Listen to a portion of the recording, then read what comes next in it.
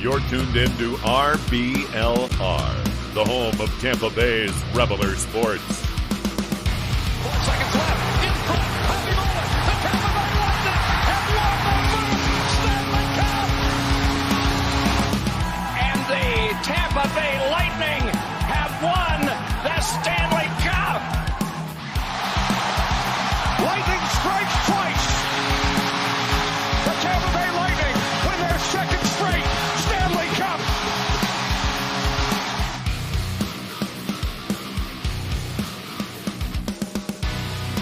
Hello, everybody, and welcome back to RBLR Lightning, a live edition bringing it to you today. As always, my name is Jake Ricker. Alongside me, as always, is Matt Gannon and Jose Mataro, and we're joined by Alexa Carlton today. So, guys, welcome back to the show. We got an action-packed episode for you today. By the way, if you're here live, welcome and joining us. And if you missed this live, be sure to follow us on social media at RBLR Sports.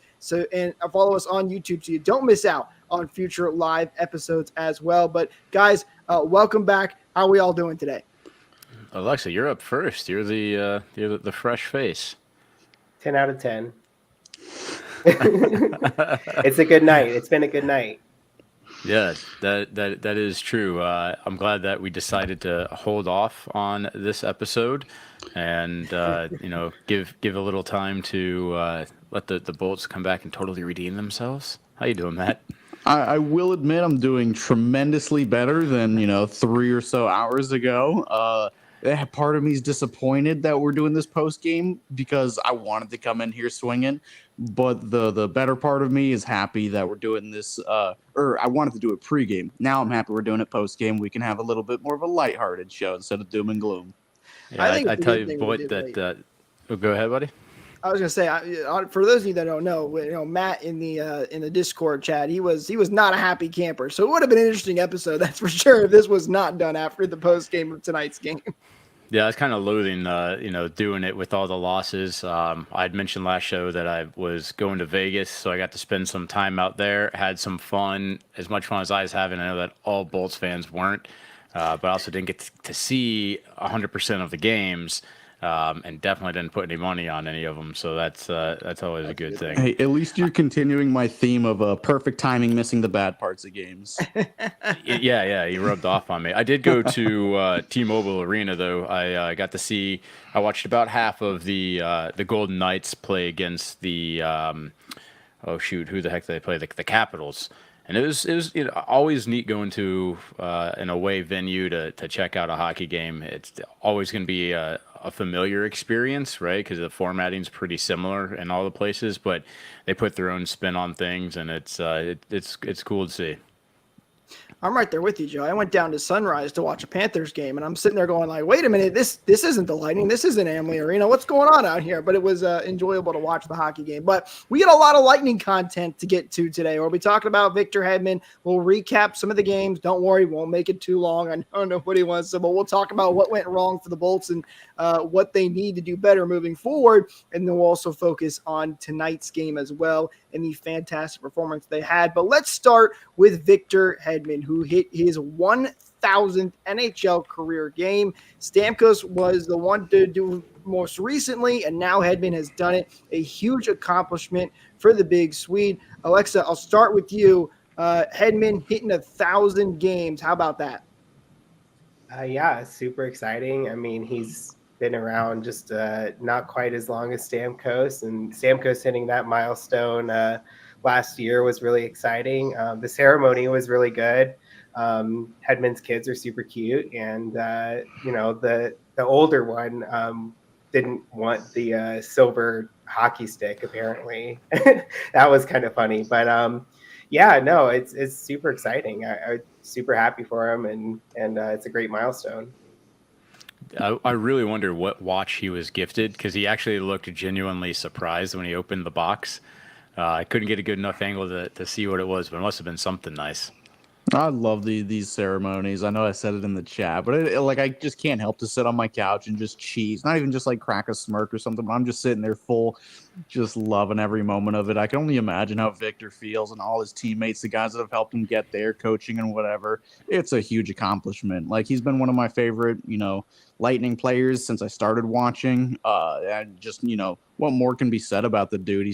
I still maintain he's one of the best defensemen in the league. You can argue that. I won't listen, but still, just what an accomplishment. 1,000 games is no easy feat.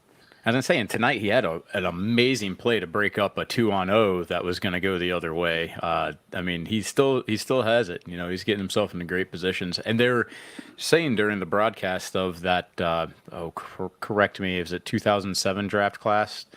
Is that accurate? 09 for Hedman. Oh, jeez. Yeah. Man, all right, so 09. So first overall was Tavares. Second, obviously, was Heddy, and then Duchesne being the third overall. And they emphasized, Hedman's the only one to do it all with one team. Kind of missed out the 2 cups that, I think is also an important annotation to it. I don't know. I think they fit in the cups and the Conn Smythe and the Norris and all the nominations. I don't know. I think, they can say it a couple more times. I won't complain, but I unfortunately missed the pregame ceremony, which I'm mad about because, Bally, fantastic job that they do. When you click watch live on their app, it actually takes you to like 30 minutes before the pregame even started. So halfway through it, I realized, this is way off and I missed the whole thing. But I saw it on Twitter in the pictures, and the Lightning, as always, do such a fantastic job. They really, really do a bang up job with all of that and giving the kids stuff too as well. So I've always loved that. Hedman was fantastic tonight, as you mentioned, Joe. And, he's had his ups and downs, especially this year. There's been a couple of moments, but the advanced analytics community also was putting out some stuff showing that. And I know the hockey guy, who I know a lot of people will enjoy watching, was talking about this.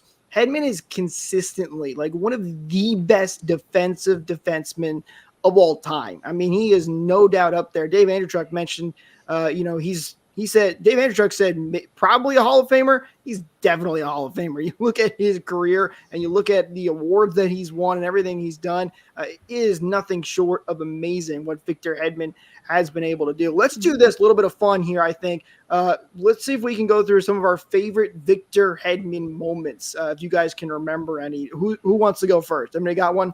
I got one off the top of my head. Go, Joe. Kind of put us all on the spot, but we'll roll with it here. One of my favorite ones, I believe it was a playoff game, and Victor Hedman got the puck behind our own goal line, and I remember it was when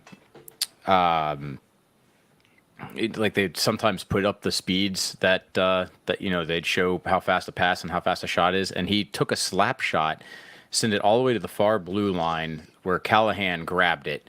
And Callahan then had like a partial breakaway, took 2 strides in and ripped a slap shot in order to get up in that playoff game. I can't remember who the opponent was, but the accuracy of that pass and how many times he's done it, that just was, such a Hedman-esque play in order to, spring a guy while he's behind his own net. One that I'll never forget. It was like 90 miles an hour that Callie grabbed a shot that was 90 miles an hour. I've got so many moments. Like, it's really hard to choose one. But the first one that, came to my head was the double overtime winner against Boston in the 2020 playoffs. I was at the arena for that game, watching it out in Thunder Alley there. It was, it was electric. It was one of the greatest goals. I can't say I've seen it live, but being out there, in the environment while they were over in the bubble, it was one of the most craziest moments I had ever experienced. And I guess to a small another one too. This was a couple of years ago. The Lightning were playing shorthanded. They some salary cap issues, I guess. They were playing the Los Angeles Kings, and we had to play 2 defensemen short. So Victor Hedman played something like 40-something minutes that game, like that's right, something crazy. And he said, it was fun. Like, we steamrolled the Kings that game, and he said it was fun. I got to play a lot, and everybody was playing well. It was fun playing 2 defensemen short. So there's just so many to choose from, but those are the 2 that stuck out to me. I don't have a specific moment, but other than, over the years, but recently there was a play that Hedman made. I think it was in the last few games where he hit the puck out of the air to keep it in the blue line. And it's just like those basic fundamentals. It's not just the scoring and the assists and all that. It's just like, the basic hockey play that like he's just been so solid and steady in there. He's been one of the core, part of the team that they've been able to build around because he's so solid. I'd say that's probably my favorite play that he's had this season. I'm assuming you're talking about the keep with 15 seconds left against Boston that he put it down low and then Kucherov passed across to Stamkos. Oof, I think that's probably my favorite play of the season for sure. I guess if I had to throw one more moment in there when him and Erik Karlsson teamed up for the All-Star weekend dressed up as Pirates, that's another all-timer right there. It's not on the ice, but it's just an all-time moment. Matt just taking all the great moments before I get to say mine, but it's okay, Matt. I'll forgive you. No, all of those are fantastic moments. I'm going to go with the one where he scored a great goal against Winnipeg. I believe it was in 2021. It was kind of a fake slap shot, and then he kind of hold it for a second, and then he went through with the full slap shot. And we all know Hedman's shot now, how powerful it can be. But that just quick little fake it. No, I'm just kidding. I'm really going to shoot it. And he scored on that against Winnipeg. That was one of my favorite goals from Victor Hedman. And not to mention, this is kind of a whole entirety of a playoffs, but he won the Conn Smythe as well. And that picture of him holding both the Stanley Cup and the Conn Smythe was a pretty cool trophy, or pretty cool picture and moment for him as well. But a big congratulations to Victor Hedman for hitting 1,000 games played. Amazing accomplishment. And now just got to wait for the next Bolt to hit the next mark. We got 2 of them, and now it's waiting for whoever's going to be the third to hit that mark. All right, we do have to talk about some of the bad times. So the Lightning did not have a great week. When you look at a couple of the different games here, we're going to try and group them together because really I think when Lightning fans look at these games, it's just a matter of you're asking yourself, what went wrong? The Lightning, we were talking about it on the show, they were starting to play a little bit better. You were feeling somewhat decent. And then between Colorado, Arizona, Pittsburgh, and Dallas, they just didn't look like themselves. So, Joe, I know you mentioned you were in Vegas enjoying yourself. You didn't get to watch a ton of them, but you also were talking about the Colorado game. How did you feel just kind of seeing the scores of these games?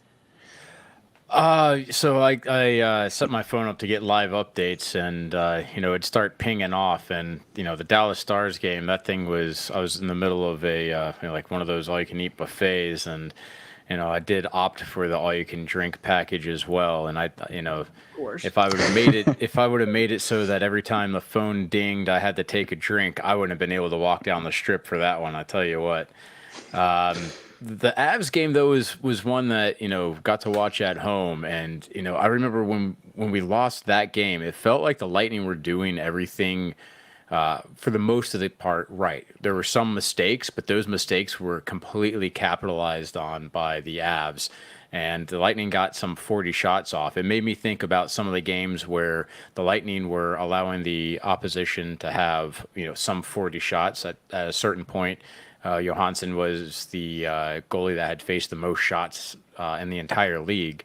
And, we've talked extensively about that. And I felt like we were kind of on the other end of what we had experienced where, other teams were getting a lot of shots, but we'd squeak out a win. And even though they, would outplay. And the Avs, just kind of capitalized on everything that they had. But then it, that trend didn't continue for the rest of the week, it seems. Yeah, the deserve to win-o-meter for that Avalanche game was very kind to the Lightning, but the results did not show up in practice. That it was a game I won't say that we deserved to win. It was a game we probably should have won. There was a little bit of shoddy reffing. I'm not going to blame it on that whatsoever, but I guess just like the best way you can put it, just unlucky, unfortunate game. That's it wasn't the crux of some of the issues that we're going to get into with some of the other games. Like this was probably the least red flag of the losses this week, because Colorado, they're a good team. It's hard to make excuses against them. As much as I don't want to compliment them, they're still a good team. But this one was it was just unfortunate. The other ones I definitely have a bone to pick with. Yeah, I was at the Avs game, and that was definitely it was tough. It was tough to be there, but it's still great to being here in Denver. I get to see the bolts once a year, so it's still good to see them. But yeah, I mean, it wasn't just luck. I mean, it was a matter of capitalizing on opportunities too, but luck was absolutely a factor in that game. That cannot be denied because there were a couple shots that just bounced off of Georgiev's face mask, like literally not even like any sort of miraculous save that he made. It's just bad puck luck, and that really definitely played a huge factor in that game. I think that's even how I felt after watching the game. The problem was things just kept getting worse. It felt like the rest of the way because, between Colorado, Arizona, Pittsburgh, and Dallas, all those games, the Lightning had scored just one even strength goal in each of those games. They could not get the puck in the back of the net no matter what they did. I mean, even against Pittsburgh, they had 41 shots on goal. They had 39 against Colorado, 31 against Arizona. So it wasn't like they weren't getting shots, but they weren't quality shots. And the big thing for me was those mistakes that they were making were bad. And the other teams, to their credit, were capitalizing on those mistakes and really making things look even worse. But every time you watch those games, you felt like we don't look like we're just getting absolutely demolished out there until the Dallas game that was 8-1. That's a different story. But, for the most part, you felt like, I just feel like we're right there. I don't know what's going on. And I think a big part of that was the defense. They kept making these really bad turnovers, and not just the defense, but defense as a team as a whole.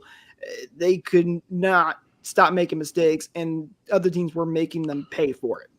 With this Arizona game, I kind of get the same feeling I did, and it is, similar to the Avalanche game where I thought we were the better team, maybe not to the same degree, but just, I don't know. I guess to sum up the Arizona game is, shots quality over quantity. The Lightning, outshot them by a good bit. They led, most of the game in the in offensive zone time, but Arizona just capitalizing on their chances. And I remember last Monday, I said we have no excuse to lose to Arizona. That's my bad. They're actually a good team now. All of a sudden, like they've won Come five. on, Matt. They won 5 in a row. They've taken down some really good teams, in that run. So, you can pin a lot of this, on poor play from the Lightning. They were kept to the outside a lot of the time. They had their chances and couldn't really do much with it. This was a little bit darker red of a flag for me, but still not a crazy pull your hair out type of game. One I think we should have won, but also probably didn't deserve to. It might be the correct result we ended up with. One thing I'm also seeing with a lot of these games, and it's for all 4 of the ones that were last week, is that the Lightning don't have more blocked shots than the other team. A lot of times the puck is finding the net, getting through our guys. It's something that guys like McDonough, who are tremendous shot blockers. We've lost guys over the years that are just so skilled at it. If you look at that Arizona game, there was 24 blocked shots by the Coyotes. That's a lot of attempts for the Lightning that just never made it to the front of the net. And remembering some of the highlights throughout the week, I know there was a couple of times that either Vasi or JoJo got beat, where it just looked like the seas completely parted and the puck found its way to them, and you can't pick it up when the shot's released and it's going that fast in time to compensate for it. So block shots definitely, I think, has been a part of the goalies not being able to see the shot because they're screened, and the Lightning not picking up on shots being taken and helping them out. And it's funny you mentioned the block shots because, and we'll get to this more when we start to recap the game, the Lightning, Perbix, I think, alone had like 5 block shots in this last night's game. So clearly they heard that message and started to correct that. But it's just a lot of little things that went wrong. It was frustrating. Matt, you mentioned Arizona being a good team. They're up 6-0, by the way, over the Washington Capitals. So they're still playing extremely well. But the Lightning always play the Coyotes kind of weird too. But it's the NHL. Anybody can beat anybody. You just really never know. You are right, Jake. For whatever reason, the Coyotes games, Lightning Coyotes games, are always really they're always really weird. And I would be remiss if I did not give credit to Connor Ingram. He actually played a really good game. Former, Syracuse goalie. He's a Lightning draft pick, so he always plays us pretty well. He shut us out last year, and he played really well again this year. So I do have to tip my hat to him, as much as I hate to do it. He was also a big factor in that loss for the Lightning. And then I think really we should just kind of skip the Stars game. I mean, that was just a brutal one all around. We can't skip Pittsburgh, Jake. Well, Well, Pittsburgh. The big thing with Pittsburgh game was the Lightning looked fantastic in the first period. Like they're leading 2-0. You're sitting here going, "Holy cow, this team is back. They're looking fantastic." And then the other two periods happened and everything fell apart. And a goalie goal was scored. And it was not Andrei Vasilevsky scoring the goalie goal. It was Pittsburgh and Tristan Jarry. So that was, a frustrating one because that highlight's being thrown all over the place, of course, because it's a goalie goal. This game was, I had the pleasure of attending this game. I got these tickets through a customer of mine. He gave them to me. And so far from tickets I've gotten from customers, I'm 0-4. So I should probably stop accepting these. I should probably just start paying for tickets again. But, it was a pretty decent game for the most part. It definitely had its flaws as well. But, a strong first, 10, arguably 15 minutes. And then things just kind of start to, turn on their head. There was a lot of I don't know. You didn't see a whole lot of effort. Like it seemed like the guys were kind of tired there. Watching a game, in the arena is different from watching it on a broadcast. It's kind of hard to tell what the vibe is in the arena. But I don't know. It just kind of this was definitely a downhill game, and I think the goalie goal just adds insult to injury, makes the game look that much worse. And I will tell you, my seats were 7 rows up behind Tristan Jarry. When he got that puck and he settled it, before he even shot it, I knew it was going in. It was perfect. I hated every minute of it. With my buddy Sullivan sitting next to me, I said, he's scoring this. And, sure did. And I was really upset in the moment. I'm, hands in my head. I'm like, oh my God, this is getting rough. I need to see a win in person. And now I get to see a goalie goal against. Dude, that's great. So freaking cool that is so like how often I've never seen a goalie goal in person and you had the angle to see the trajectory as it's going like, oh my God, that's going to go in. All right. Lightning, a huge Lightning fan, but that is so cool as a hockey experience for where you're sitting. I was hating it the day of, and then the day after you can. Oh yeah, no, I was like, he's totally freaking goalie goal. I'm pissed off. So the day after, I could start to appreciate it. It's only happened 17 times in 108 years of NHL hockey.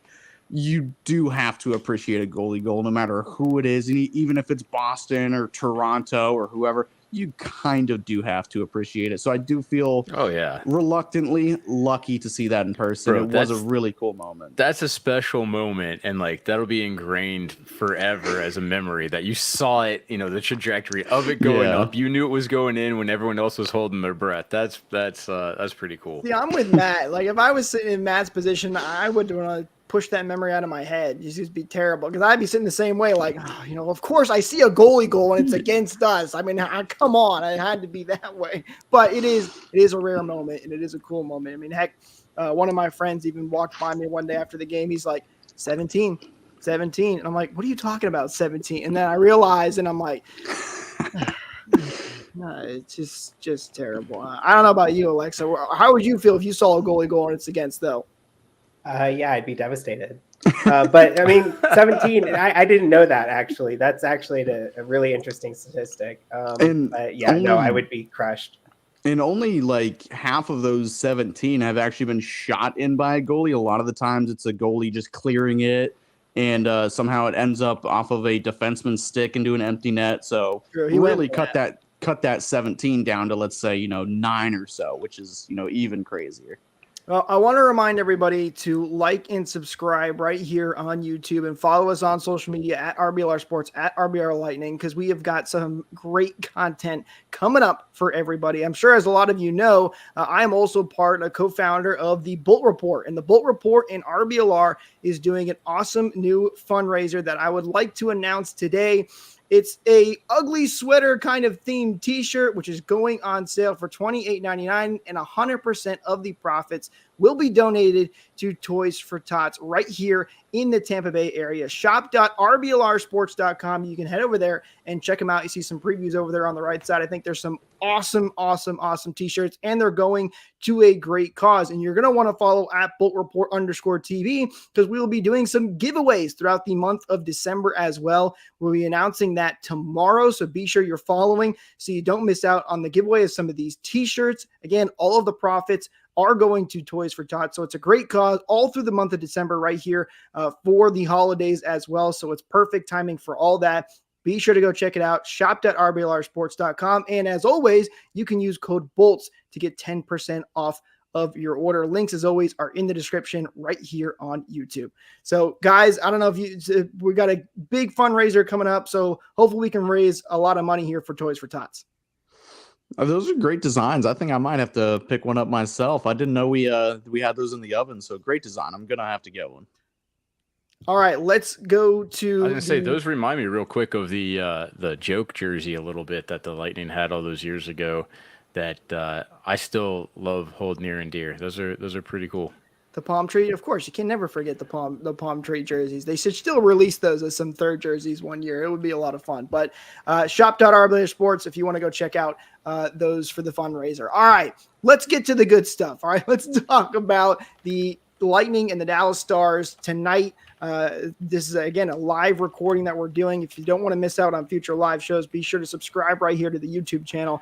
But Hedman's 1000th game that we talked about earlier, and this really, guys, I don't know about you, but it felt like, to me, it was just a thing. It felt so good. There were some mistakes in this game. It wasn't a perfect game by any means, but just because of everything that happened that we just talked about, it felt so good to get this win, and they looked very solid overall. I mean, Kucherov continuing his magician-like ability, scoring goals out there. Hedman played a solid game, as you kind of mentioned. I don't want to go through everything, but just felt like a great game overall. Matt, I'll start with you this time. How'd you feel watching the Lightning get revenge on the Dallas Stars? Well, Jake, it's abundantly obvious you don't want to talk about that 8-1 game, and I'm fine with that. If we want to circle back to it, we can, but I guess we'll stay on topic with this game. No, this was, as good of a bounce back as it gets, especially for Vasilevsky getting the shutout, especially after getting shelled in the last game. So I was, ready to hit the panic button on Vasilevsky. I was thinking the same thing everybody else was thinking. Maybe he came back a little too early. He's not ready. Maybe it was just another, maybe they're 2 in a million games, like with the Carolina game. So I'm hoping that's what it is, because it was just a much, much better effort tonight, and it definitely should have been, or else these guys were getting bag skated for hours. Everybody looked good. There was really only, the only couple of mistakes I saw were really towards the end of the game, just in the third period. First period was pretty good. Second period, it seemed like they've kind of locked Dallas down. And that third period, there were some mistakes, but again, as complete as a game as you really get from top to bottom. Everybody was involved, from Nikita Kucherov to Austin Watson. It's really, again, just as good of a bounce back as you can really ask for from everybody involved. I just checked the stats for the game, and you can tell the whole game that they were playing with, a lot more determination and just put a lot more pressure. They actually shot blocked the exactly what I was saying they're lacking from the previous week. That's watching our podcast is familiar with or actively watches Spit and Chicklets, and Alex Killorn was just recently on there. For the previous, I guess, unmentionable Dallas game where Vasi gave up 8. And one of the things that they were talking about was how Killorn was saying that Vasi does kind of whatever he wants to do. And one of those things is not leaving his crease, even though he's getting absolutely shellacked. Obviously, he gave it up in the third period there. I just thought it was kind of apropos that Killorn was talking about it. And then it definitely seemed like Vasi was on a mission, because, you'll hear me say it 1,000 times.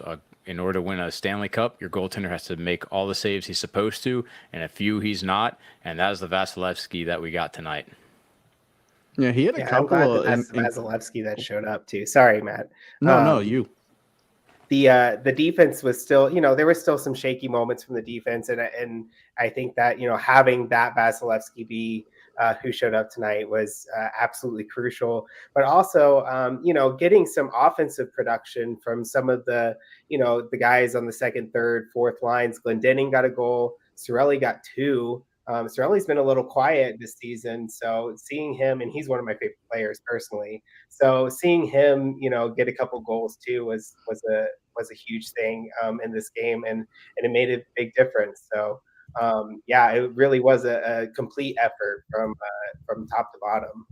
Because I think that's where the issues kind of start, from this last week. Because there's been a bit of a disconnect that I've noticed. Like, I'm not going to say not everybody's bought in, but it kind of, like we were saying towards the start of the season, there's still a lot of new faces, new systems to learn. Like, there's just been a bit of a disconnect between, even forward lines or forwards and defensemen, covering for each other. And this game was the antithesis of the last four games. Everybody was clicking.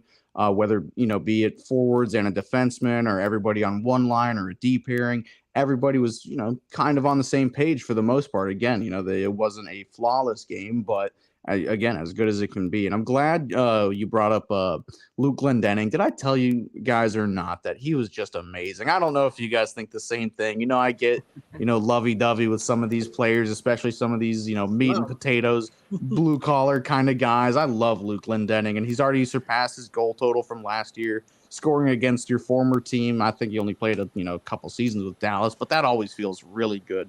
Really love him. I hope you guys share the same sentiment about Luke. He only He's one of has the people. one goal. Yeah, He only has absolutely. one goal less than Cirelli right now. Actually, they're That's tied, I think, surprising. because that was They his were. fourth, and that was Cirelli's. Oh no, Cirelli is 5 now. Well, I think we're losing Joe a little bit, unfortunately. But yeah, Matt, I remember when we first talked about Luke Glendening when he joined the team early in the offseason. I remember you talking about how much you loved him. I'm right there with you. He's like one of those guys that he's really good in the faceoff circle, which is something the Lightning have struggled with for a while now. He's been great there, and he's scoring some. I mean, that was an awesome goal he scored today on the falling down on the backhand. It was a fantastic shot. So great job by Luke Glendening. He's been a fantastic player. And one other person I do want to shout out as well, maybe not this week, but I kind of forgot to last week, is Cole Koepke. In some of the games he was playing, he was very, very noticeable. So I did do a disservice of not, giving him at least a shout out, for playing, 10 or so minutes a night, being on the fourth line. You're not going to get many shifts, especially not many easy shifts. He got a couple of points, I want to say 2 or 3 assists in, a handful of games. He's been kind of rotating in and out with ABB, but he has been noticeable, way more noticeable than Marilla, the first half of this season. So nothing against Marilla, but Koepke, he's made a bit, a good impact when he's been in the lineup. We need to talk about Andre Vasilevsky as well, because there were some, and this happens. Listen, you go in slumps, fans are going to get frustrated, especially all the success that the Lightning have had over the years. You get that taste and you just want more. But there were some interesting comments about Andre Vasilevsky and saying, this guy, he doesn't look good. He's got the same numbers as Johansson right now, but what a way to respond for Andre Vasilevsky. I mean, he was making some amazing saves tonight. I think, Alexa, you mentioned it, the defense wasn't perfect tonight, but he came up in such a big way. It was so impressive. I'm already ready to give him the first star of the week for next week's episode. He looked that good. Really impressive stuff from Andre Vasilevsky. Do you guys think it was just kind of he needed that get right game? Do you think he's maybe feeling a little bit better? What do you guys see from Andre Vasilevsky that was able to help him get such a big response game? Alexa, I'll start with you. Yeah, I mean, he didn't get a preseason. So, True. considering that, I mean, he's practiced with the team and everything, but he's just now this is his fourth game. So, I mean, I think it takes a little time, like not just recovering from surgery, but also kind of getting back in the groove. And a lot of being a goalie is very mental too. So, getting that focus and, being in the zone. I mean, it takes a little time to click sometimes. And yeah, I very much hope that this was a get right game for him. We'll see what happens, but I'm pretty hopeful. I think he's back, honestly. Just like a, I don't know. I think he gets stronger the harder he gets tested. So he had a couple of I'm not gonna call them easy games. The Colorado game wasn't easy or anything. That Dallas game for sure wasn't easy. But when you get shelled like that, you get angry. And Vasilevsky is one of the he takes care of himself. He knows his game. He knows where it should be. He's one of the best prepared players in the league. I think Killorn was saying that on the podcast. He's one of the guys first to the rink. We have to drag him off the ice. He's one of the guys that just wants to be there, wants to be practicing, and just cares about his game more than most any other goaltender or skater in the league. So you just got to get warmed up. So one bad game, turn into the Hulk, get mad, respond great with a shutout, a really good shutout. I think you just had to get him a little mad. Is my connection strong enough to hear? Unfortunately, I thought it was going to work, and then we lost him as soon as he started to go. Well, the good news is Andre Vasilevsky is making more saves than Joe's Wi-Fi is doing it all day now. So Yeah, it's all right. Well, let's now. look ahead, Joe. It's nothing against you. I had to throw it in there. Let's look ahead for the Lightning here in their schedule. So they got the big win, obviously, against the Dallas Stars, but it's been a rough week, and they're in a very tight Atlantic division. Things are not getting any easier for the Lightning as the season goes on. So they'll be taking on the Pittsburgh Penguins on December 6th on Wednesday at Amalie Arena at 7 p.m. Eastern, and then it'll be a back-to-back as they take on the Nashville Predators on December 7th. That one is in Nashville, so one of those really tough and annoying back-to-backs where you're playing at home and then traveling right away to go play in Nashville as well. Then on Saturday, December 9th, they'll be taking on the Seattle Kraken at 10 p.m. Eastern in Seattle. Listen, I don't want to say that's the easy game, but, the Lightning have a pretty good record against Seattle, so we'll see, though. And then we'll be back here for another episode to recap all those games. So, Matt, how are you feeling looking at the schedule ahead? If you asked me this 3 hours ago, it'd be a different answer. But, I think one of you guys said this in the chat yesterday or the day before, but that Dallas game, that might be a turning point. I'm really hoping it is, especially this Dallas game when you can respond like that. That's definitely a way you can, build some momentum. I think all these games coming up are at home. They play way better at home. So, we got our revenge game against Dallas. We're definitely going to want our revenge game against Pittsburgh. And then we have Nashville coming up as well. They're, underratedly pretty good right now as well. So, decent challenge coming up. But I think the Lightning, again, just like I said about Vasilevsky, just had to get him a little angry. Hopefully everybody, can stay home, ignore some of the air travel. That West Coast trip is never easy. So give him a little bit of a pass. So hopefully they can, take some swagger away from this win and carry it, to a couple more, string some wins together in a row, get some points, get back up in the standings, hopefully. I just want to say vengeance. All right. We already got Dallas. We've got Pittsburgh. A little bit further on the schedule is Seattle. I want to see the Bolts get vengeance. Let's go. I love it. I'm so glad the Wi-Fi held up for that. That was a great one right there as well. Alexa, what about you? I very much hope for vengeance against the Penguins. I think the boys need it and deserve it, and hopefully we get that. And I think if we get more points than we have away games, I think that's usually Cooper's sort of outlook on it. And I agree. I think if we can win one of those 2 games between Nashville and Seattle, I would be very happy. Just start to play better, right? Like, they look good tonight. Let's keep that up. Get that consistent. Like, you don't have to be perfect. We're not looking for that perfect game. Just continue this streak and maybe get on a little bit of a run. That would be huge. So it's another big week for the Lightning. Hopefully they can build off of this. But of course, we'll be right here to break it all down for you guys. Don't forget to like and subscribe and follow us at RBLR Lightning and at RBLR Sports. And don't forget to check out the new fundraiser that we have launched for the month of December. The link, as always, is in the description. Thank you guys, as always, so much for tuning in. We'll see you in the next one. Go Bolts.